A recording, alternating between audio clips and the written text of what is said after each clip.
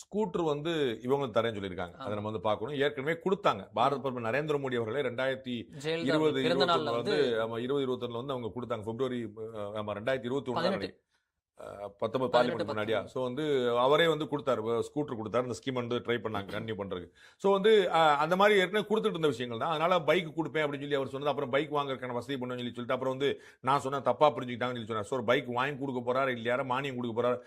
ஏடிஎம்கே ஆட்சியில் அவங்களுடைய தேர்தல் வாக்குறுதி கொடுத்துருக்காங்கன்னா பைக் வந்து ஒரு அமௌண்ட், அதுக்கு அதிகபட்சமான அமௌண்ட்டை நாங்கள் மானியமாக கொடுத்துருவோம். ஸோ வந்து ஒரு 40,000 பைக் இருக்கு, நாங்கள் 25,000 சீலிங் வச்சிருப்பாங்க. ஸோ 25,000 நாங்கள் கொடுத்துருவோம், 15,000 நீங்கள் ரெடி பண்ணிக்க, அந்த மாதிரி விஷயம். ஸோ அது வந்து நான் ஏற்கனவே சொன்னது போல இவருடைய ஸ்கீமை இவங்க எவ்வளவு தூரம் கொண்டு போறாங்கிறத பொறுத்து. அதான் வந்து நீங்க எலெக்ஷன் வரைக்கும் தாங்குமா, பின்னாடி வேற ஏதாவது காலி பண்ணிருமாங்கிற பாயிண்ட்டுக்கான விஷயம். டிஎம்கே உடைய மோஸ்ட் ஆஃப் த வாக்குறுதிகளை நம்ம முந்திட்டு கொடுத்தோம்னு தான் ஏடிஎம்கே மெயின் அட்டெம்ப்ட்.